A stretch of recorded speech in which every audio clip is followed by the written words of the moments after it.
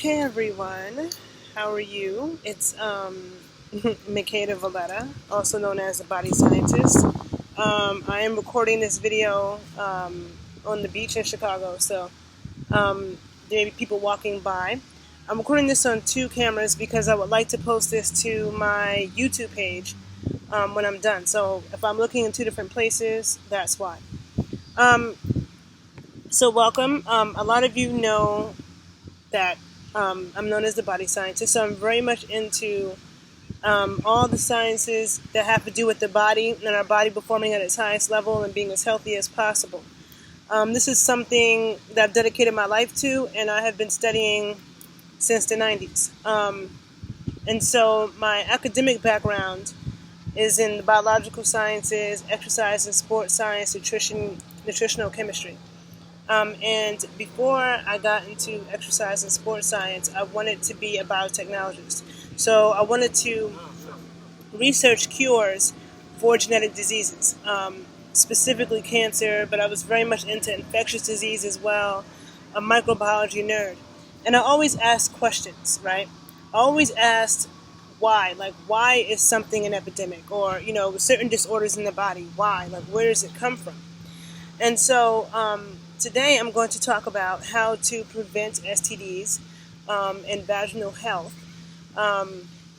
Really, I guess the overall focus will be on vaginal health, but within that conversation, we also have the topic of preventing vaginal infections. And a lot of this stuff can be used for men as well, okay? This is something that I've gotten asked about a lot, especially not just as a biological scientist, but also working in the realm of sexuality as well. I'm also a sacred sexual educator. And so I remember, actually, I'm not going to get on that topic yet. So let's just talk about vaginal health. Last week I did a video on the healing properties of semen. And there were some people who had written, that it's not good for a man to ejaculate inside of a woman too much because it would mess up her pH. And there is a lot of truth to that.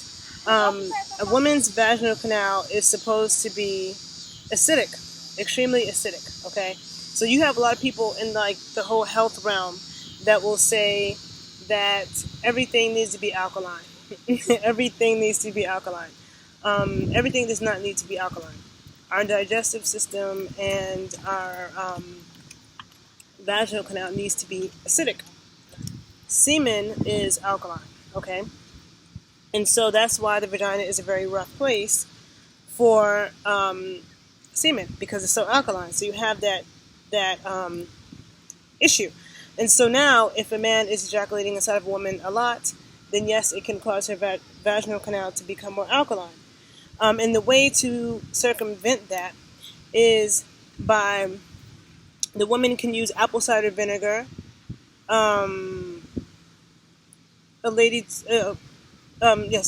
You can use apple cider vinegar or lemon juice. You can take diluted apple cider vinegar, diluted lemon juice. You can, put it in like another container, take a syringe, and then shoot it into you. And then, hold on, there's people walking by. And then shoot it into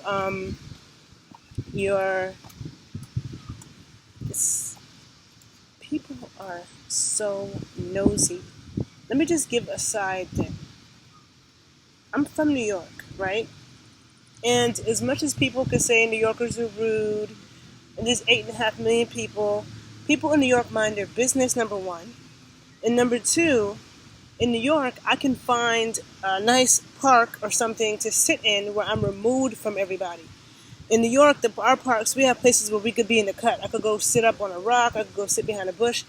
In Chicago, the parks are no matter where you sit, people have access to you, and people keep passing me. And then everybody keeps looking at me record this video. It's like they're all up in my face and all up in the screen. In New York, people just mind their damn business, okay? That shit gets on my nerves. But anyhow, so sometimes I might have to quiet down what I'm saying because of people and the kids in my face, right? So anyhow, a woman wants to maintain an acidic pH in, thank you, Sakina, in our vaginal canal. And also, so you have that, and then you have the bacterial balance. And that's something that I talk about a lot, we have a microbiome in our gut, which is we have more bacterial cells in our body than we do actual human cells, like a part of, body cells. We have more bacterial cells than anything. And so we're mostly bacteria, and we have hundreds of different strains, thousands of different strains of bacteria, and trillions of quintillions of bacteria in our gut and in our body. So there's certain bacterial flora, especially the lactobacillus species of bacteria, that need to colonize the vaginal canal because they produce hydrogen peroxide and they produce things that kill infectious diseases.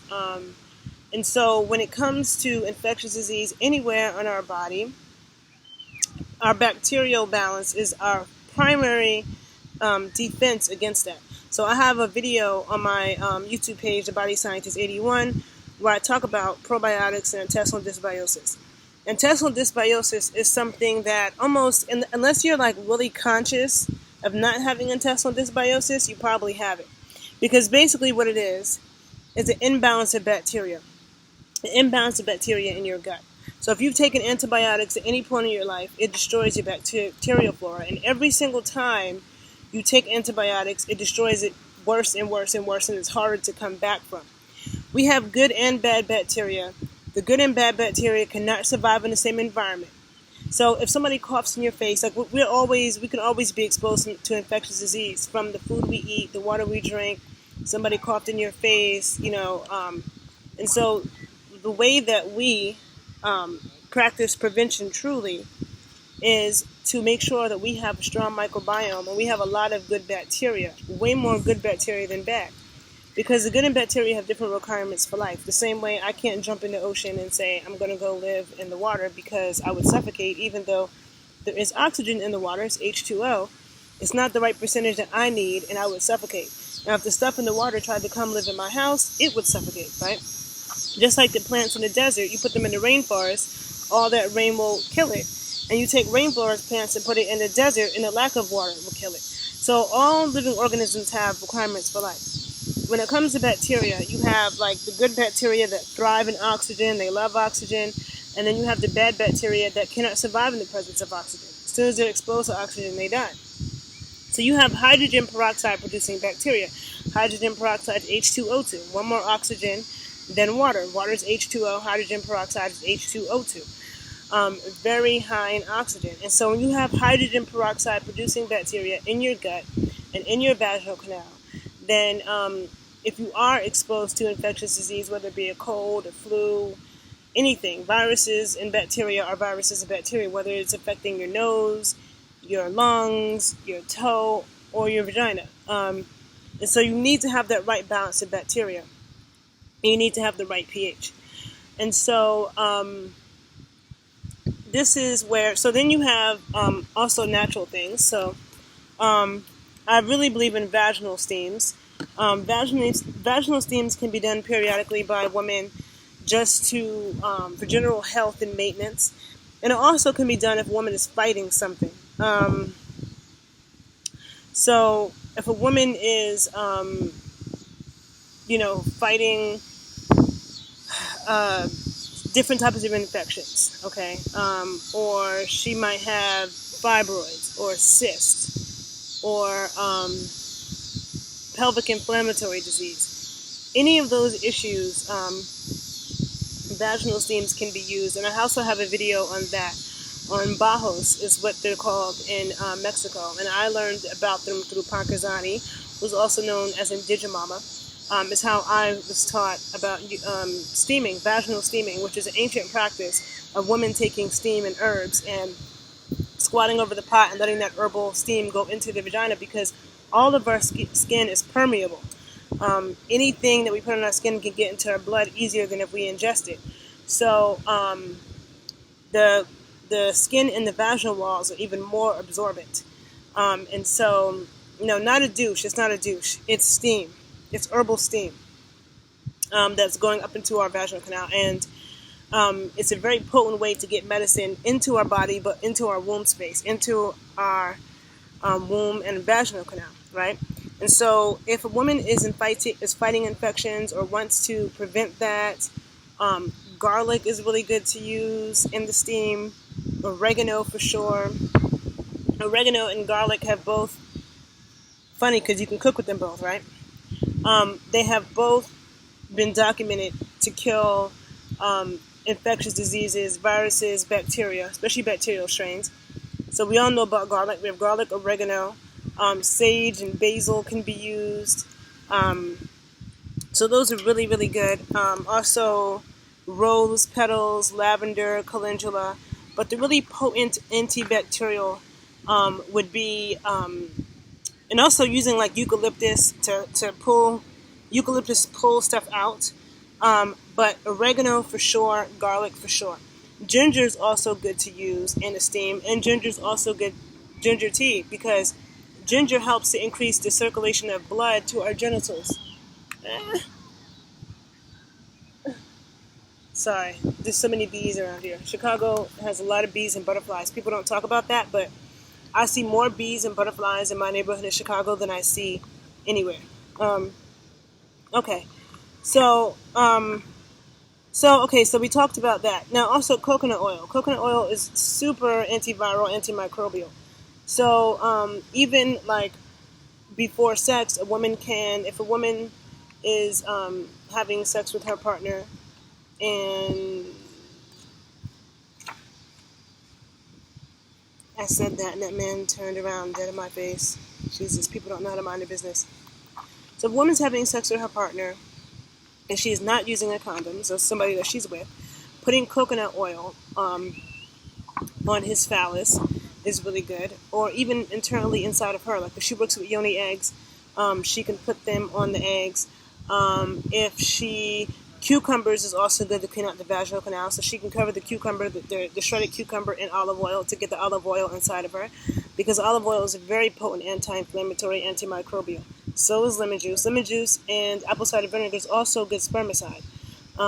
So I don't like to talk too much about natural birth control, because birth control is complicated, and I never want to be responsible for something not working for someone and they followed my advice. But I will say, the apple cider vinegar and lemon juice are documented to be good spermicides, and really because they're so acidic, and acid kills semen, right? And the woman needs to maintain an acidic vaginal canal anyway. And so then we also have, and rosemary is also a good one. Also, so if let's say a woman does have an infection of some sort, especially, let's talk about STIs, because I get questions about that all the time. And people are often told that the only way that they can cure those things is to take these antibiotics, which is what we're told about all bacterial infections. Anytime somebody has a bacterial infection, we're told antibiotic. And anytime someone has a viral infection, we're told antiviral medication, right? But bacteria and viruses mutate, and that's how we create super strains. And we already have super strains already. We have super strains that exist in hospitals. We have super strains that football players are getting from artificial turf, where the antibiotics do not work. And now, and this has been all over the news, there is a strain of gonorrhea that is resistant to antibiotics. And so this is something that I've been studying since I was in the 10th grade. And that's why I don't fight. I would never fight a bacterial infection with antibiotics, because it really destroys the microbiome. The bad bacteria mutate and become more aggressive, and then you destroy your good bacteria that's really the primary fighter for you. So you don't want to do that. And every time you take a course of antibiotics, it makes it worse and worse. So if someone were to be fighting an infection, let's say it could be, this can apply for herpes, which is a virus. It can apply for HPV or bacterial infections such as gonorrhea and chlamydia. Garlic in the vaginal steam for sure. And also, like I said, the apple cider vinegar can also be diluted. Apple cider vinegar can be placed in a tampon or on a 90 egg if she works with that, or shot up inside of her. Aloe vera topically is really good to just heal the skin, and is also documented to be very antimicrobial. Um, Same thing with honey. And then there's olive leaf extract and oregano oil, which can also be the oregano oil and the olive leaf extract can also be consumed inside of a liquid drink. And then you have echinacea is always good. Whenever you're fighting anything, a cold, a flu, you feel like you're about to get sick, green tea and echinacea together are really good, because echinacea is good once you are actually fighting something. And when in combination with green tea really helps your bodies, it really strengthens your immune system, really gives your immune system that power that it needs. And then echinacea just strengthens that. Echinacea doesn't really work too well in the prevention type situation, but once somebody is fighting an infection, echinacea is good. And echinacea and green tea together for any bacterial or viral infection. But we first must remember that, and then there's also colloidal silver. Colloidal silver, which also can be drank. You can have the colloidal silver. I hope this bee doesn't come over here. Colloidal silver extract, and put it inside of a liquid and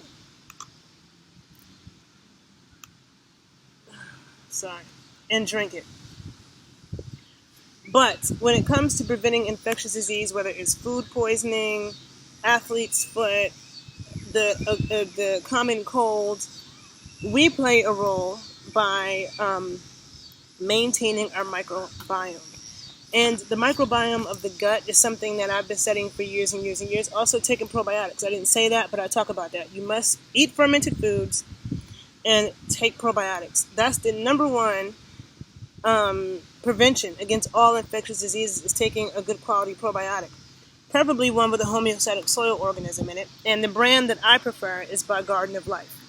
But probiotics, I have several videos on that on my YouTube page, The Body Scientist 81. I highly suggest you guys look at it. I know a lot of times people are more interested in watching my videos when I'm dancing half naked, but the things that I'm saying to you can help you live a longer, healthier life, okay? And it can help prevent a lot of things. And probiotics is so important for digestion.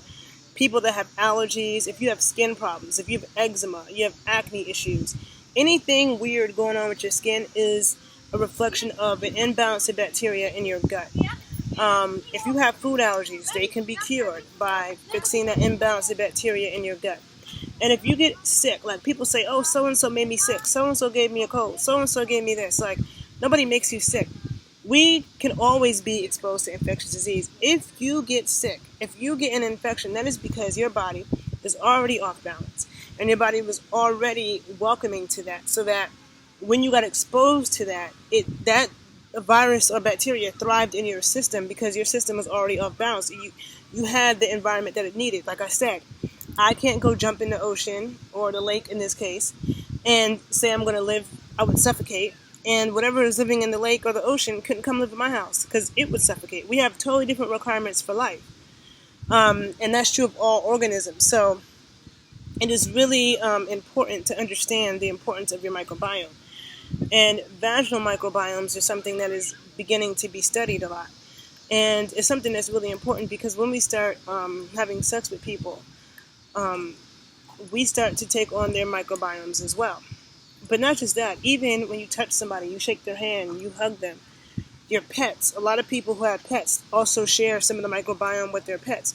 Bacteria are always moving around. We can't see it. It's an unseen world.